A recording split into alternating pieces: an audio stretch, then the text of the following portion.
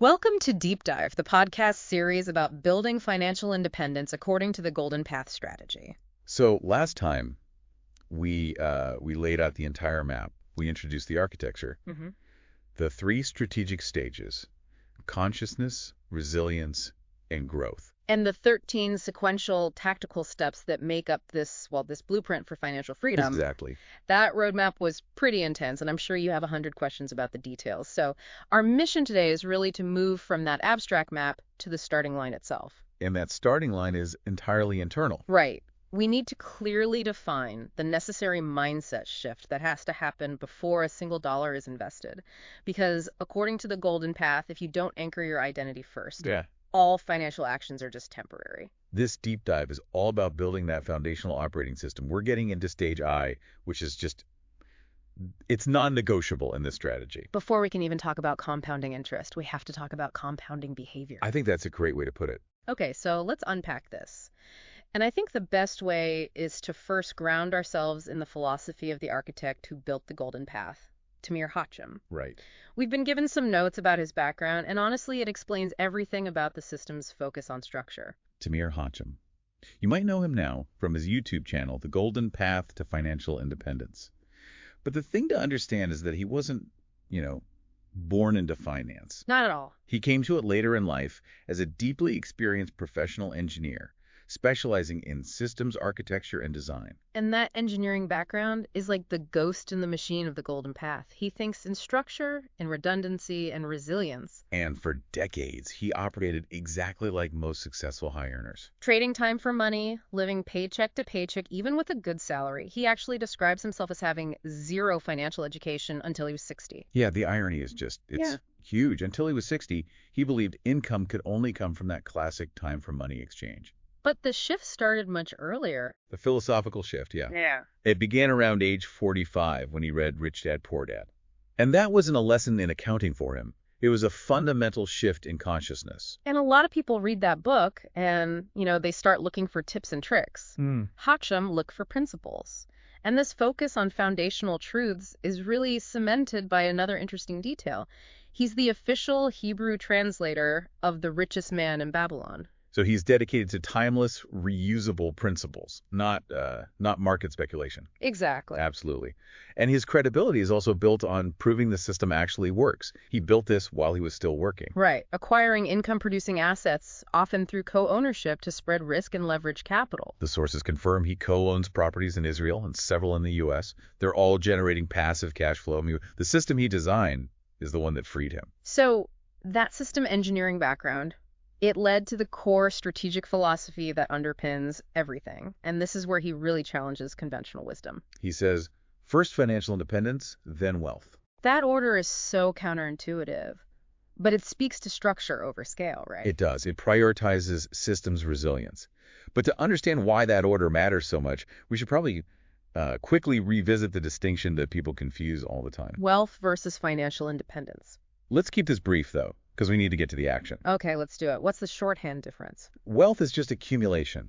It's a result. It's a number on a page, a snapshot of your assets at one specific moment in time. A large bank balance, a huge portfolio, something like that. Yeah.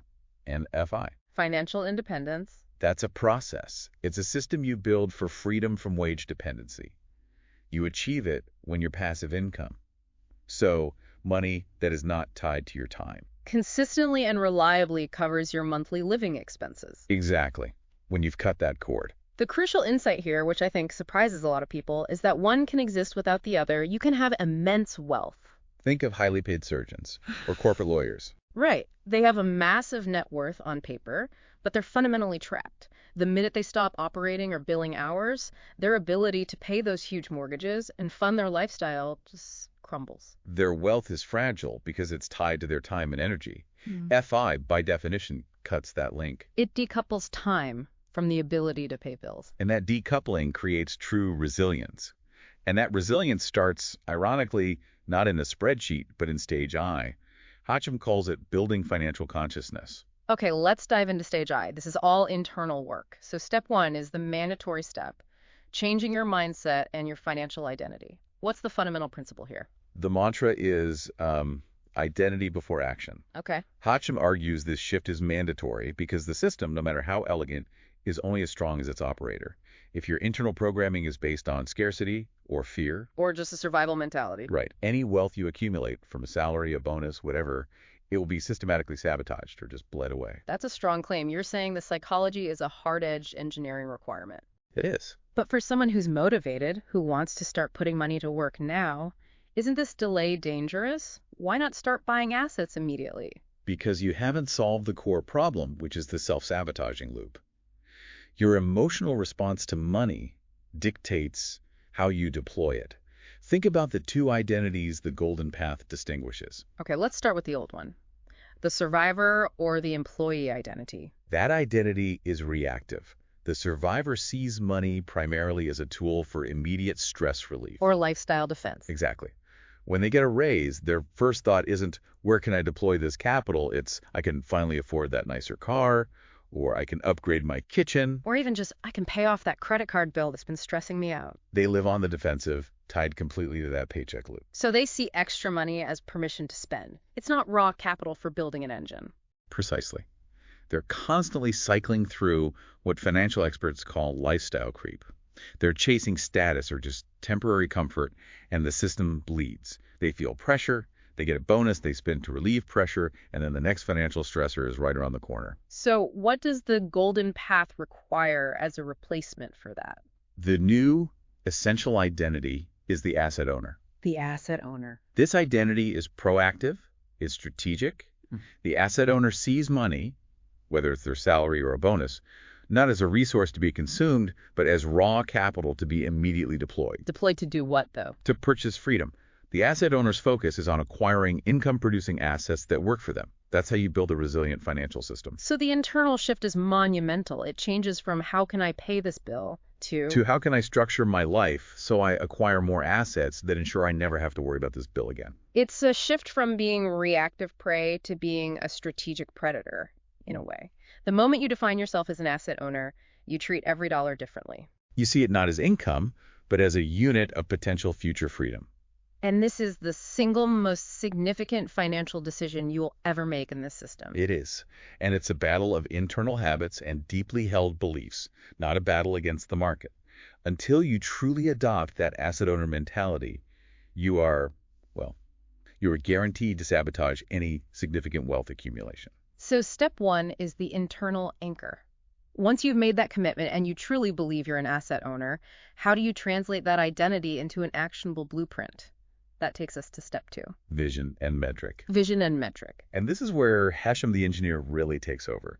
He explains that vague aspirations like being rich or having enough money are, they're useless. They're emotional fantasies, not roadmaps. Exactly. A financial vision must be clearly defined and measurable to turn the goal into an engineering problem. You can't start designing a bridge unless you know the exact distance, the load requirements, the terrain, Right. All of it. Perfect analogy. The core task of step 2 is precision mapping.